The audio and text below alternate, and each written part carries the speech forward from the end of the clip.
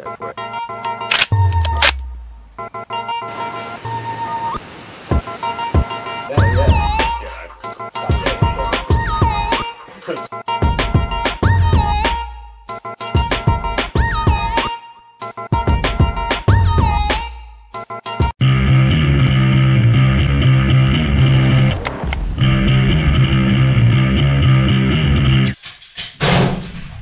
Hello and welcome to the gun shop, where enunciation is much more important than information.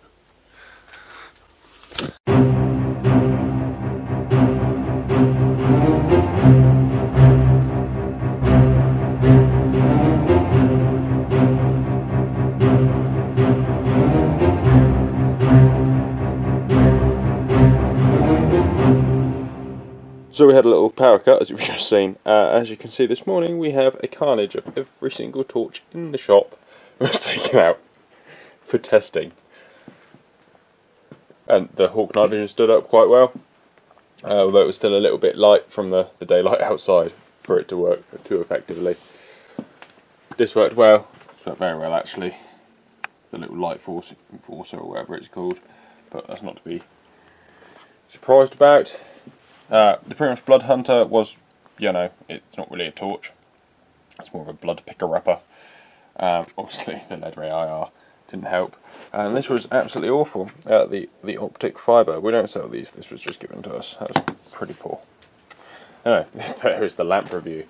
And obviously, this was well overkill. So we had these lying on couple of these lying on the counter, pointing at the ceiling, trying to keep ourselves open.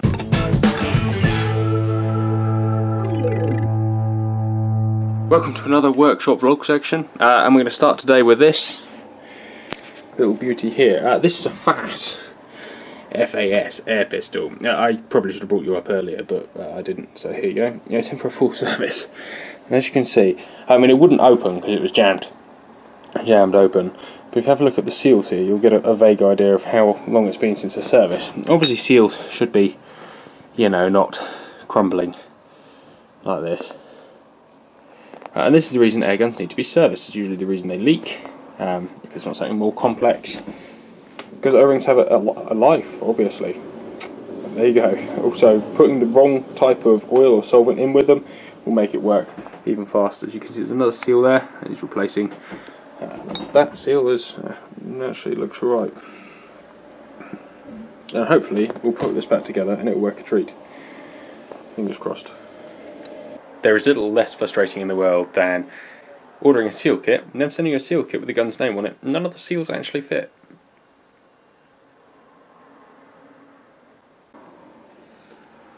Part of the service we offer here at the gun shop, by the way, this is a nice Browning 525 that you had actually seen before, is fitting, obviously.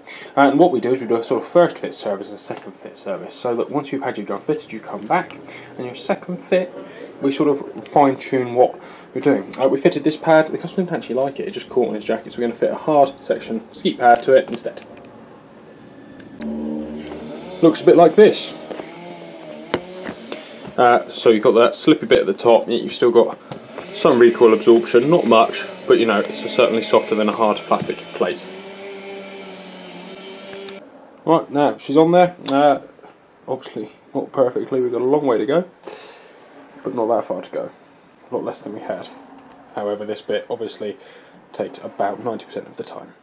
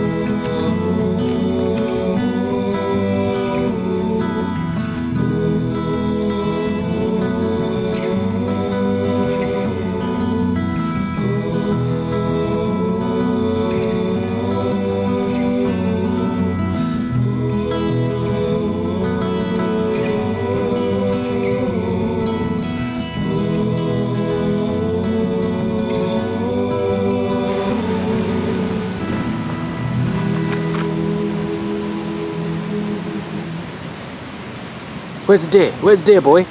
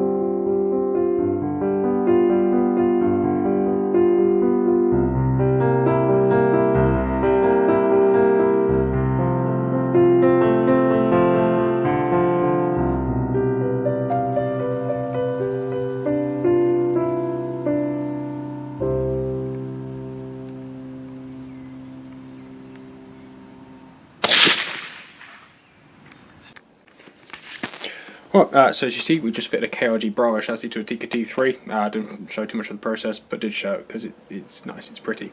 And now, after a very busy day of trying to do what I did first thing this morning, we've got about 40 minutes left of just trying to rough out this. This is a Maruku 8000 Grade 3. I say the engraving on it is absolutely lovely, as long as you like a bit of scroll, and the wood ain't too bad either. Unfortunately, actual wood length here is only 13 1/8, so I've got an 1.5" pad to fit to this bad boy, which is great fun. First things first, whoever fitted the pad before did it without the aid of power tools, and was not perhaps the best, so they've gouged out the best. I've already flattened this off, but the whole pad had quite a sort of a bend to it, so it was flat enough around the edge that a soft pad sort of gelled to it, but not flat enough for an 1.5" pad to pull tight. Anyway, so the paint is in the preparation. Let's stick a big pad on there.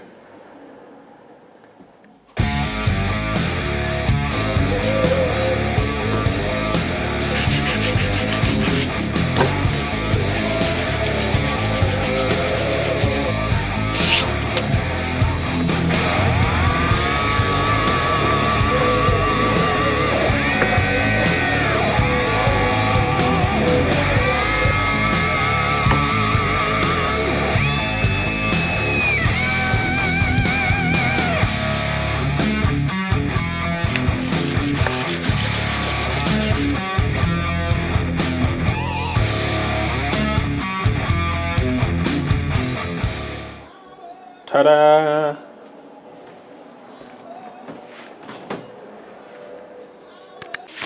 Well, that's just Joe, the final polish, and she's done. It's only taken me a few days to get around for it because we've been busy, which is good. It means we're taking in some guns to review, which is also good. And I've got a cold, again, which is not so good. Oh, it smells like bacon. Oh. She knows. Cam has some bad news for us, but good news for him, and I think that's good news. Tell us, Cam. I've got a new job. Yeah. It's my last couple of weeks working for the gun shop. It's quite sad, really. But you're going to do something you've always wanted to do, which is kind of what we've always supported you in doing. No more 9 to 5.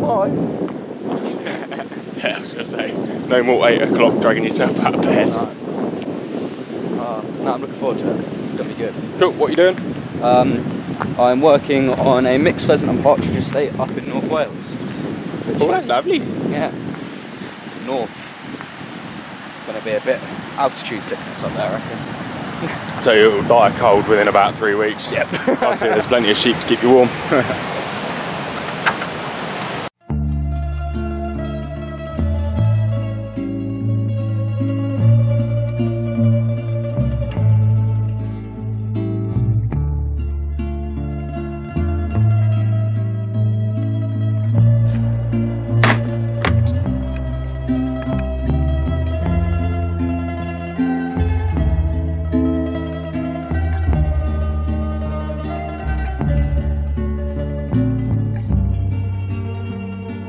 So this Arians is in for a service, as you've seen most of already. What we're going to do as part of this service, that isn't actually a routine replacement part, is this. This is the main knock-off valve, so this is what gets hit by the hammer to release the air out of this. The air block, we're going to replace it with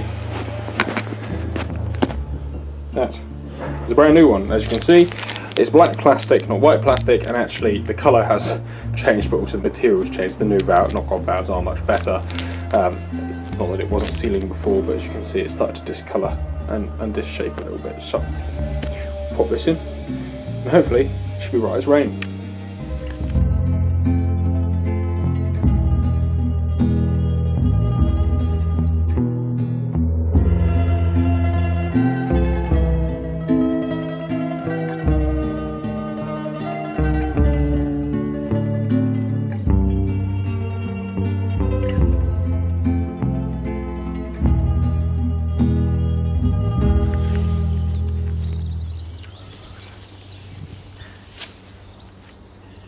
This is a bit awkward. I think you should hold the camera.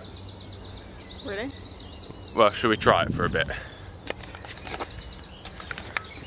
You want that many chins? Because I can't hold it from high up. You say you're fat. Thanks, Chase. It's more of a flattery thing for you. I'm sure that you'd just prefer the higher angle, and then you wouldn't have a chin as well, obviously. Oh, I'll have a chin if I hold it. If I give it this. Yeah. Practice. Obviously, yeah.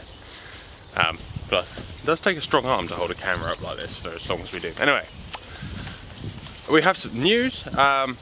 Firstly, spring has really sprung. As you've seen from all the footage, there's lots of little leaves around, and that's quite cute.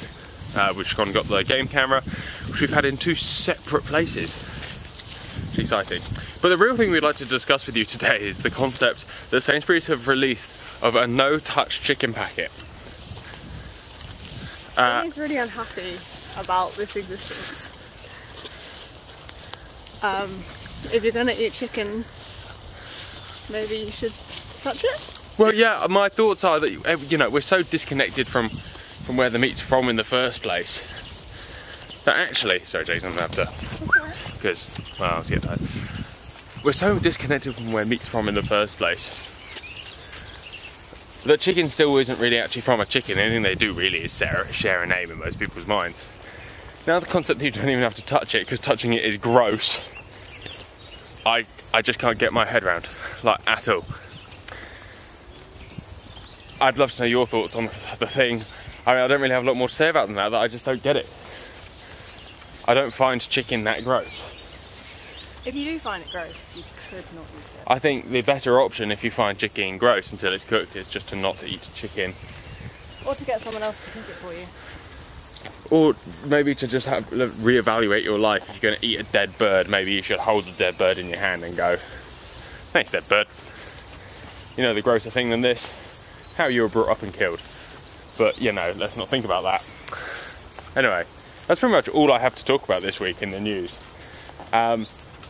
Because it's more or less the only thing that's worth talking about.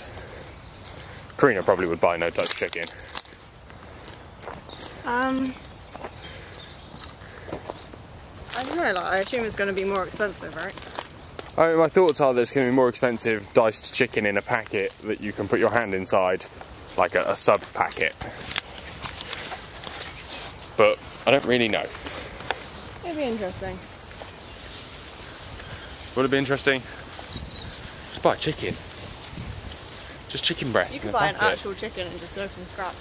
See, now that I think is going a bit too far, because actually an actual chicken probably costs more than a dead one. So, yeah, that's that. Oh, we haven't caught anything in our live cage box trap thing. That's not really that depressing. It's been really hot, so our bait dried up like that. And to be fair, we baited another site in front of the camera, which you'll see in the first part, not the second place we put the camera. Yeah, that fox did come back there like all the time looking for more bait, so perhaps we should have just put different bait in there. However, we've been doing a lot of research into different baits, so we're going to rebait and re-attack next week.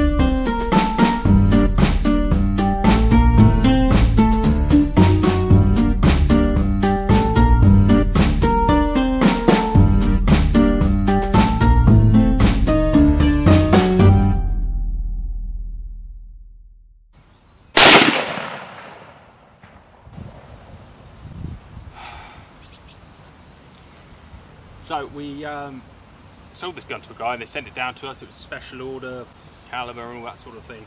It's a Merkel RX Helix, by the way. And it was like striking because the factory had put it together slightly wrong, which is massively embarrassing, but it does just go to show that even the best sometimes make a mistake.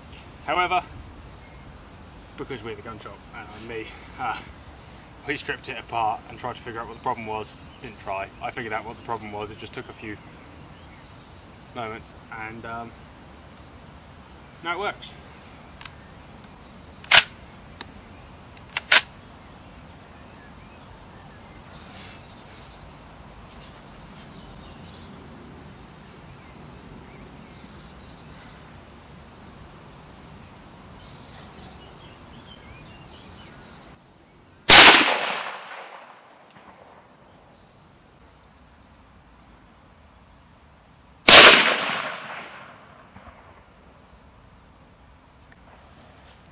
You're flinching.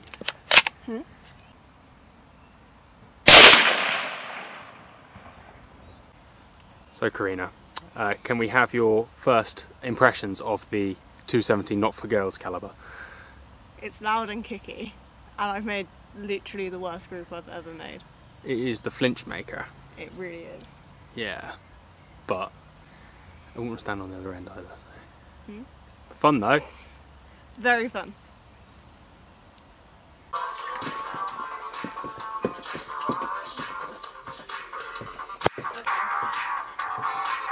Edward, you're such a killjoy. Come join the dancing.